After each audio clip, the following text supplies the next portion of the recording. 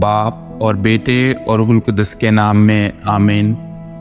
ہمارے لیے آج کی تلاوت ارمیہ نبی کا صحیفہ، اس کا پہلا باب اور اس کی 17 آیت سے لے کر 19ویں آیت تک۔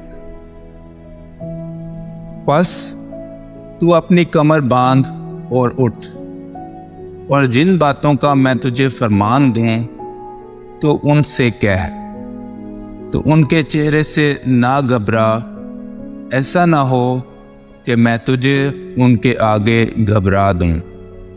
کیونکہ دیکھ، میں آج کے دن تجھے تمام ملک پر اور یہودا کے بادشاہوں اور اس کے رئیسوں اور اس کے کاہنوں اور ملک کی رعایا کے مقابل ایک حسین شہر اور لوہے کا ستون اور پیتل کی دیوار بناتا ہوں۔ تو وہ تیرے ساتھ لڑائی کریں گے لیکن تجھ پر غالب نہ آئیں گے، کیونکہ خداوند فرماتا ہے، میں تیرے ساتھ ہوں تاکہ تجھے چھڑاؤں۔